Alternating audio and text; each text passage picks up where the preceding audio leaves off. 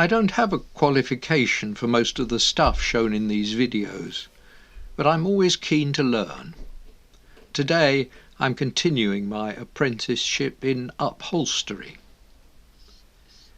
As a great believer in learning as you go, I know better than blundering into someone else's workshop without a by your leave. But upholstering a saddle requires a slightly cleaner space than my own swarf-riddled corner, so I've negotiated as some sewing room time.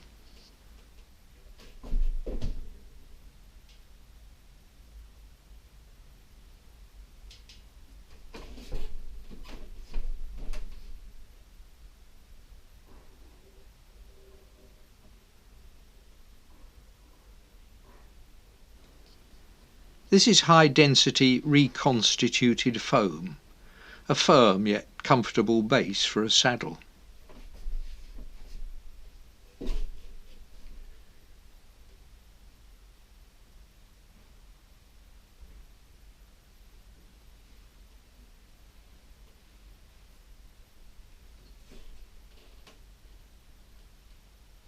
It's easily worked with a car boot sail electric carving knife, and less messy than the hacksaw blade I used to use.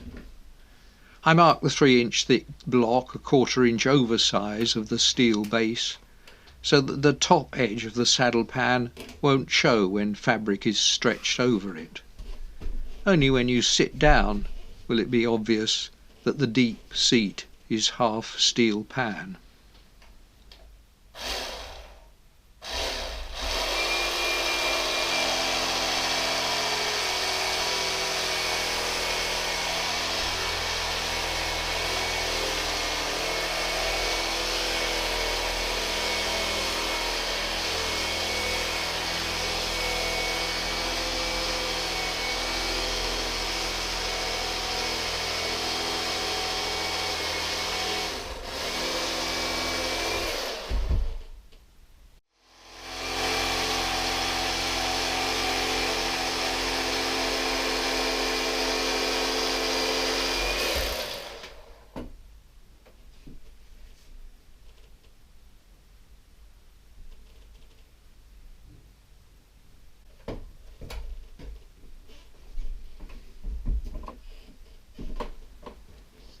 With the basic shape cut out, I refine it by marking a border with a Sharpie pen and finger gauge, and take off the top corner all around.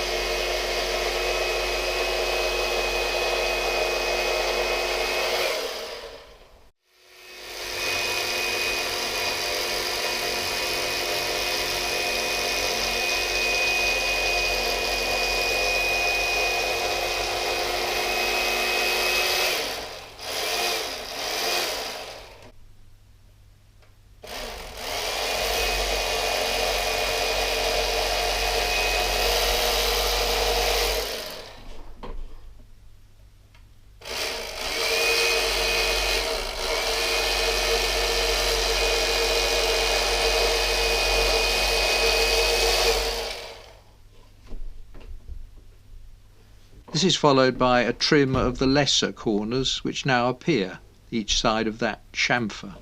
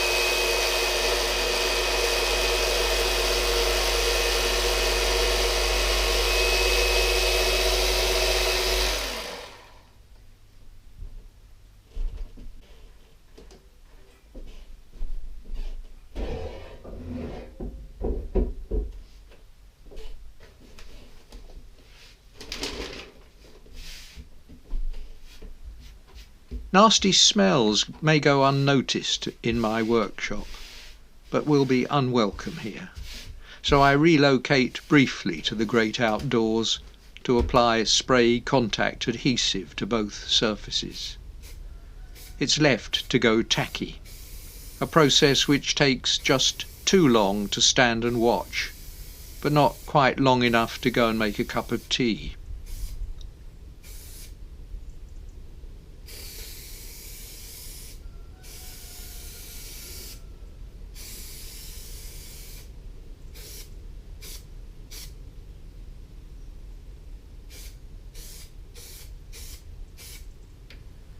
Upturn and spray to clear the nozzle, and you'll bless yourself next time you use it.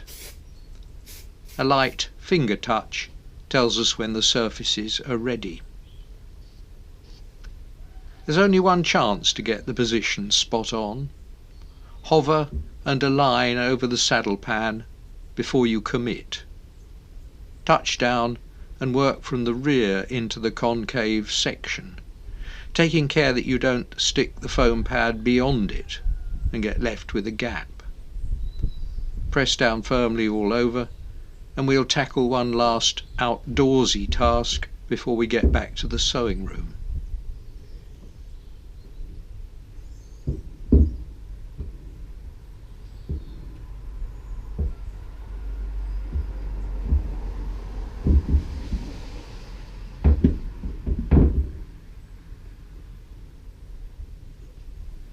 A coarse disc in the angle grinder further refines the slightly angular corners for an almost moulded effect.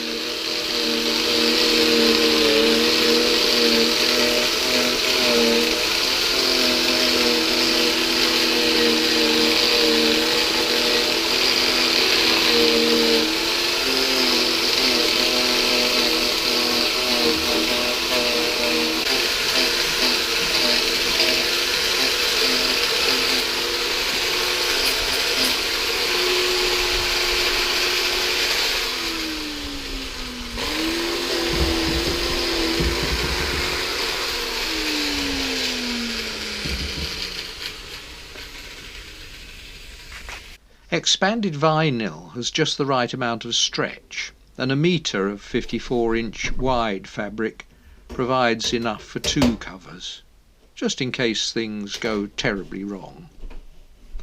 In cream it matches the original colour scheme of the Grand Sports.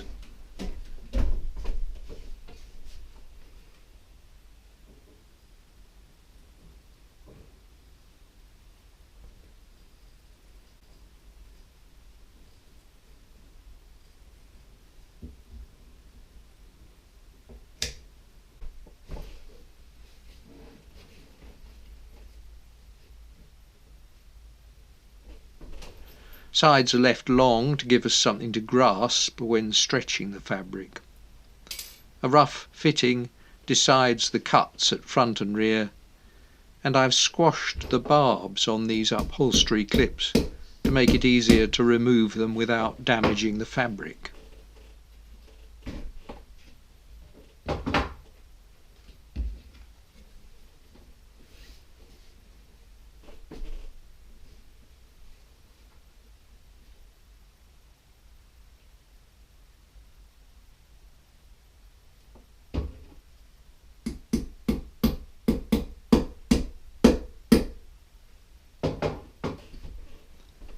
Extra material cut from the end will make front and rear panels.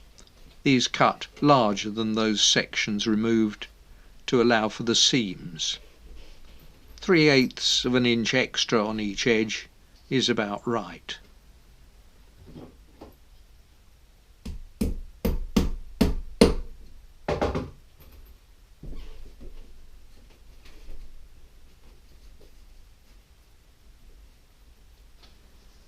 Our industrial Singer sewing machine has black thread in it from an earlier job, so the first task is changing to a heavy fawn thread.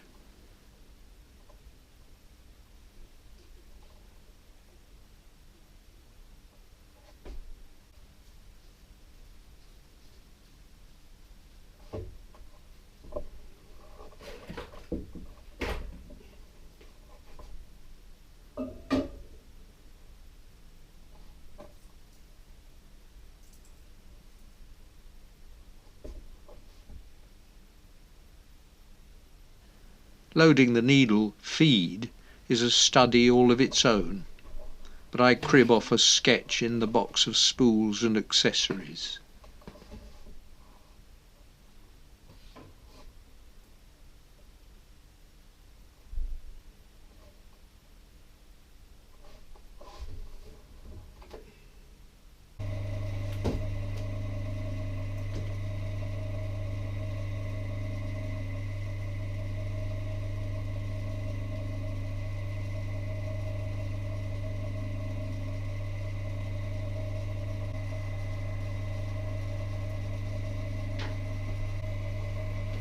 A quick trial on an offcut and we sew our first seam, face to face, starting and finishing with a back step to secure the ends.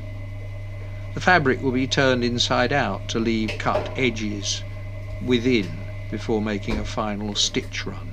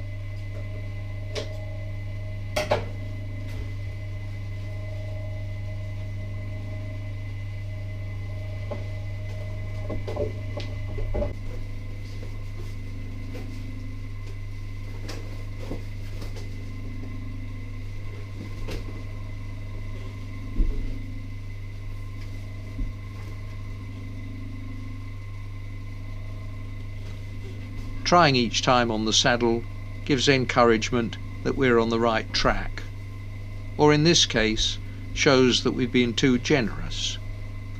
The first seams won't need to be removed because the top run is fine, and we can simply make a second stitch row closer at each side.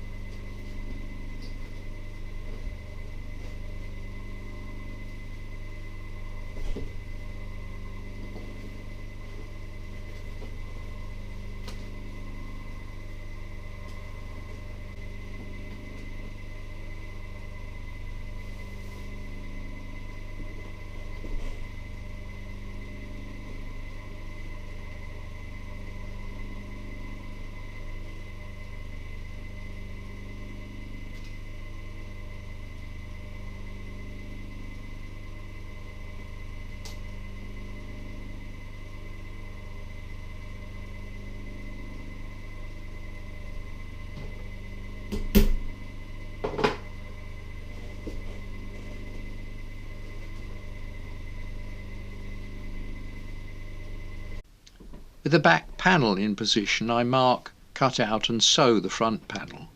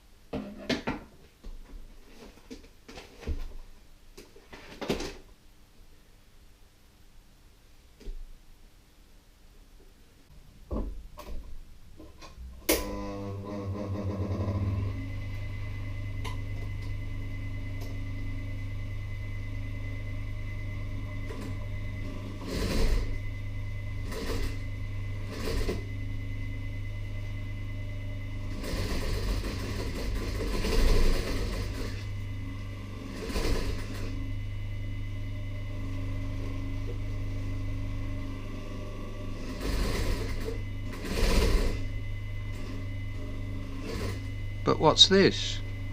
Fearful of overdoing it, I've been too generous, and instead of a snug-fitting, youthful skin, we have creases and wrinkles, which can't be smoothed out.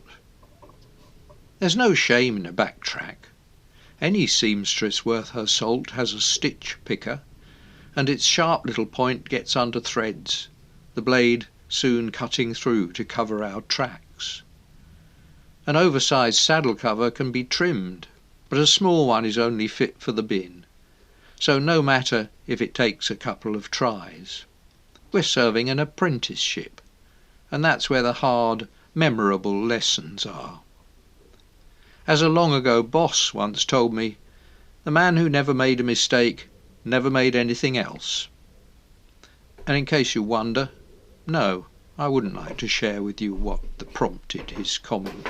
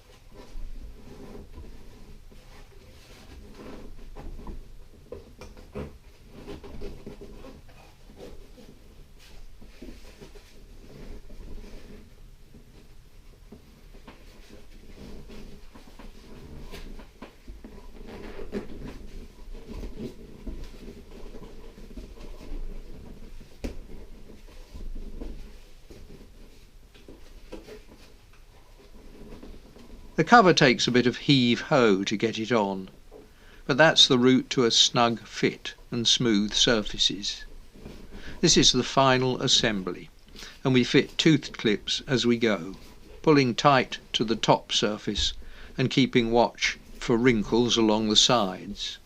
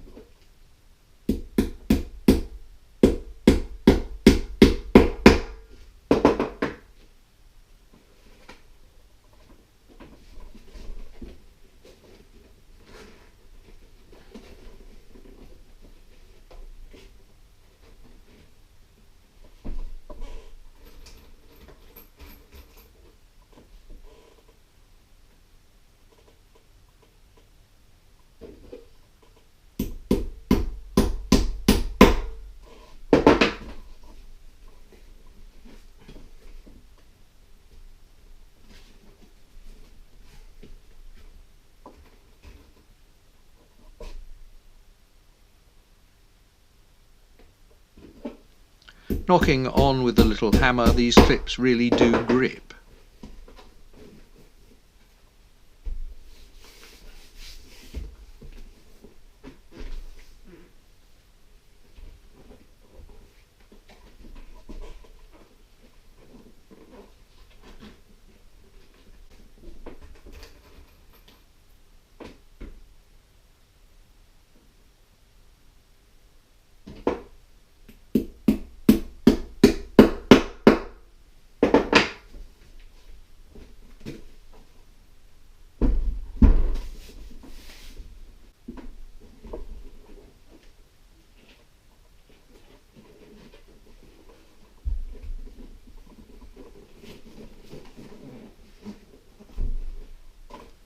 A check that all is well and excess material can be trimmed off inside.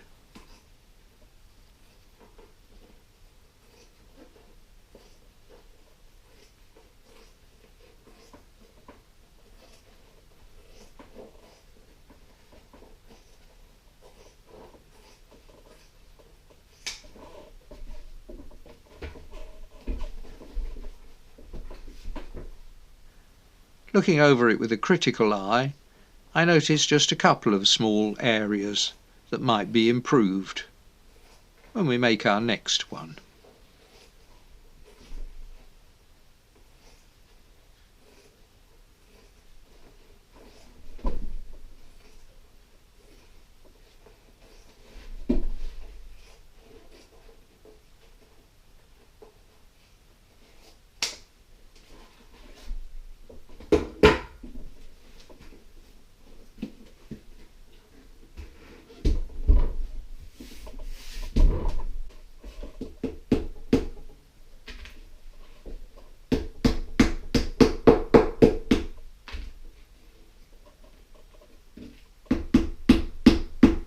The finishing touch is an edge bead, visible on this original picture.